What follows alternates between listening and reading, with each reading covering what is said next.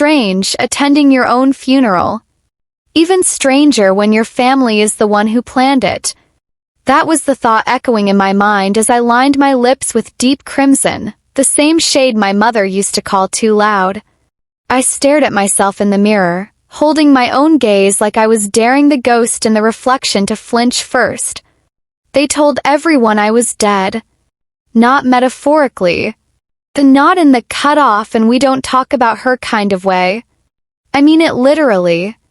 They announced my death. Held a gathering. Even had a slideshow. And I wasn't invited.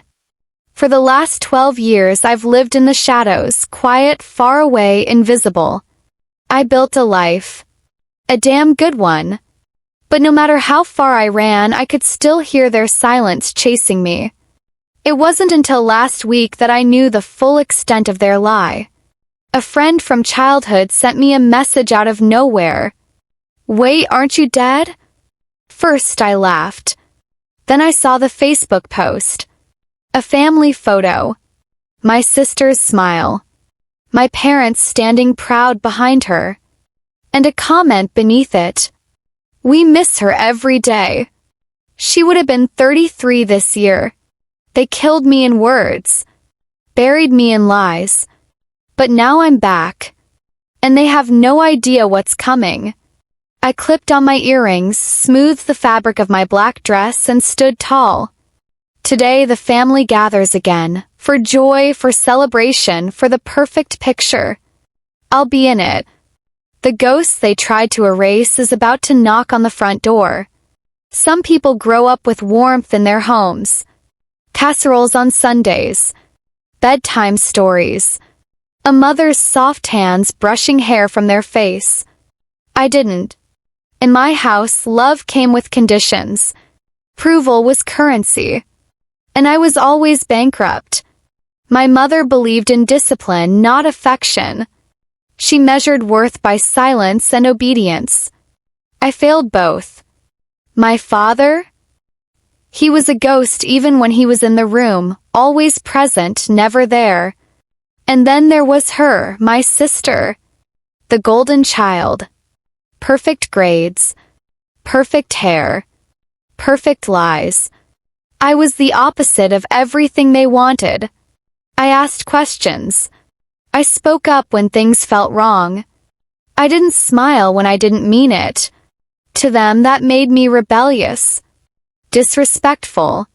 Shameful. They called me ungrateful for wanting to be heard. Unstable for having feelings. Unlovable for being me. By 16, I learned that silence wasn't just survival, it was expectation. But even then, I still believed maybe one day they'd see me. And then I met Caleb. He was kind. Gentle. Funny in the way that didn't ask for anything in return. He came from a world completely different from ours. Different background. Different upbringing. Different everything. But he made me feel seen. Valued. Alive. When my mother found out, she didn't scream. That would have been too human. She looked me dead in the eyes and said, "You're not one of us anymore." Then came the ultimatum. Choose us or him. I asked them if I could choose myself. That was the final betrayal. On my 18th birthday, I was given a gift. A black trash bag with my clothes. A bus ticket to nowhere. And a goodbye that never came. No hugs. No tears. Just the sound of the front door closing. And not locking behind me. I remember sitting at the edge of the street, holding that garbage bag, wondering if I really existed to them at all. No one chased me. No one called. Not then. Not ever. I wasn't just unwanted. I was erased. But what they didn't know was that the girl they threw away would grow into the woman they'd one day regret creating. It had been almost a decade since I last heard their voices. And I was okay with that. No birthdays. No holidays. No guilt-tripping phone calls pretending the past didn't happen. I had made peace with the silence. until it spoke again. It was a Tuesday afternoon. Ordinary. I was sipping coffee in my apartment when a Facebook notification pinged, a name from the past. A girl I hadn't seen since high school. The message was short, almost hesitant. "Hey, is this really you? I thought you were dead." My hands froze. I reread the message 3 times. Dead? I thought maybe it was a joke. A mistake. Case of confused identity. So I replied cautiously, "Yeah, it's me." "Why would you think that?" Her response came quickly. She said my parents told everyone I died in a car accident shortly after I left home. They even spoke about it at a church gathering a few years back. My mother, the same woman who couldn't look me in the eye when she kicked me out, had stood in front of a room full of people, choking back tears as she gave a testimony about losing her daughter to the dangers of rebellion. Sometimes when you turn away from family, the world punishes you. She cried for the daughter she killed with her own words. I didn't know whether to laugh or scream. There was no accident, no obituary, no grave. Just a lie wrapped in sanctimony presented as truth. I asked my old friend if she had any photos or proof. She sent me a picture someone had posted from that church event. There was a slideshow, a table of candles, a framed photo of me at 16, the one where I still had braces and hope in my eyes. They didn't just cut me off. They didn't just pretend I never existed. They declared me dead, to friends, to family, to God himself, apparently. They buried me in front of witnesses. And no one questioned it. No one came looking. Not one person wondered if the story was too neat, too clean, too convenient. I wasn't missing. I wasn't dead. I was simply inconvenient. So they wrote me out of the story like I was a bad chapter they didn't want to remember. But here's the thing about ghosts. They don't stay buried forever. After the lie, I disappeared. Not out of shame, but out of survival. They wanted me dead? Fine. I let the old version of me die. But the woman I became? She was born in fire. 4 years I kept my head down and my heart guarded. No help. No handouts. No family. I worked 3 jobs. Diner waitress by morning, bookstore cashier by night, and scrubbing offices in between. I slept in borrowed rooms, survived on instant noodles and ambition. But with every shift, every dollar saved, every exam passed with bloodshot eyes and blistered fingers, came back to one sentence. They said I was dead. And that sentence became fuel. I put myself through school, graduated with honors, turned a freelance design gig into a 6-figure interior design business. Clients trusted me with their homes because I had built mine from nothing. No safety net.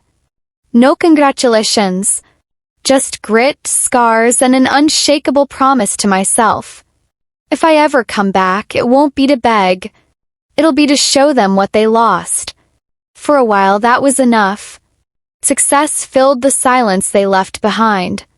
But then the silence started whispering again. It was another old friend.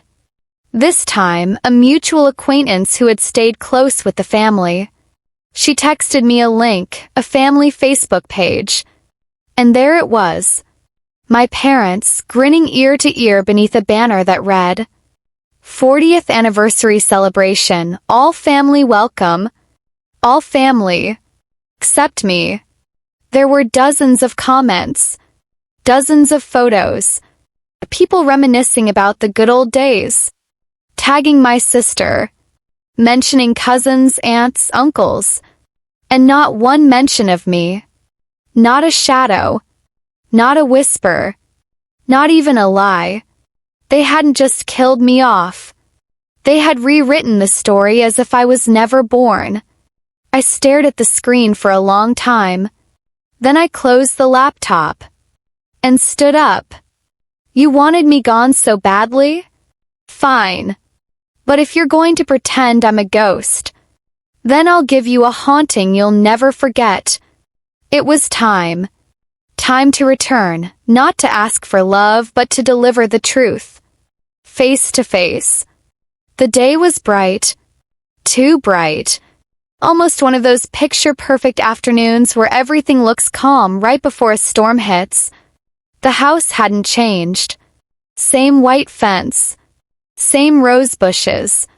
Same cold feeling in my chest the moment I stepped out of the car. Laughter spilled from the open patio. Champagne glasses clinked. Old hymns played softly through the speakers.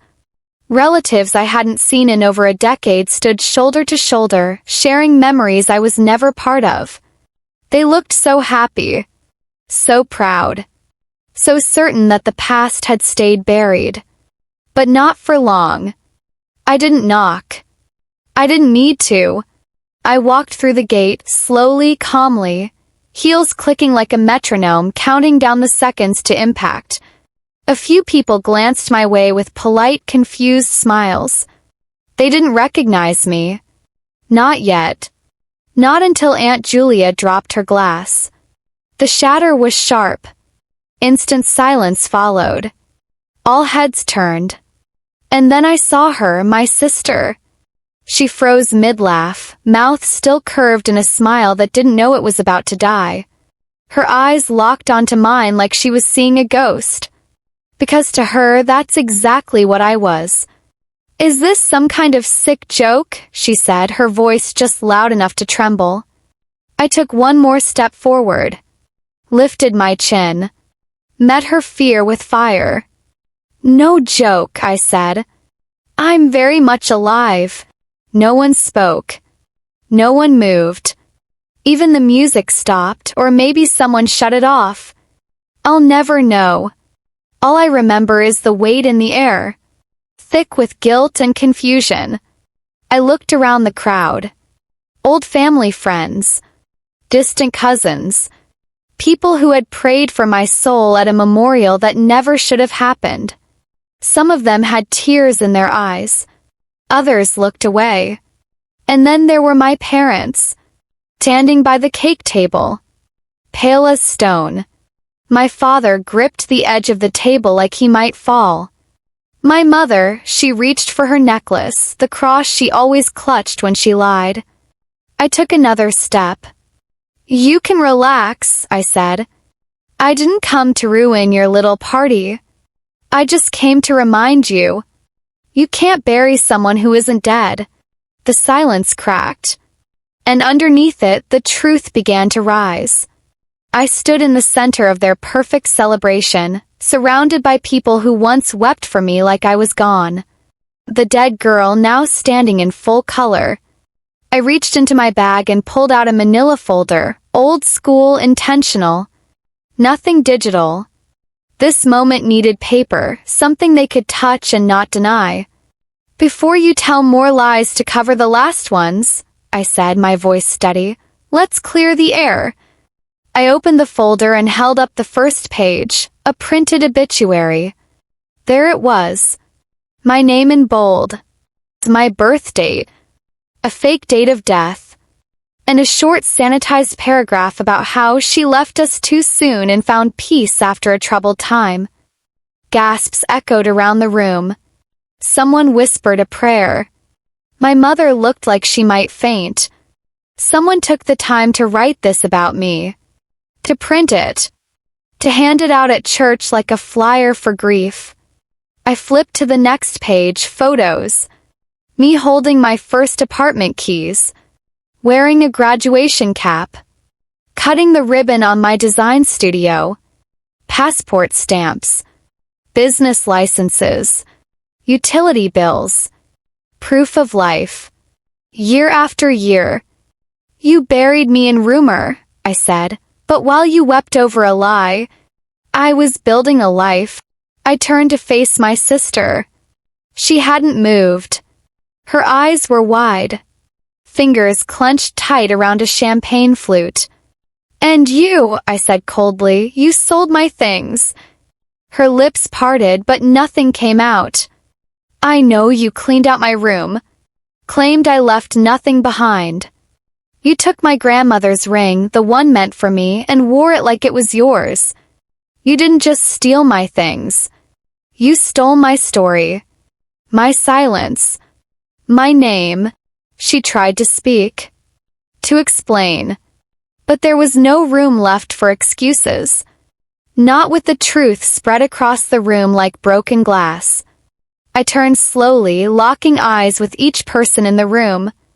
All of you stood by. You listened to the lies, repeated them, believed them because it was easier than asking what really happened. You lied to bury me, but now the dead speak. The room fractured. Some people cried.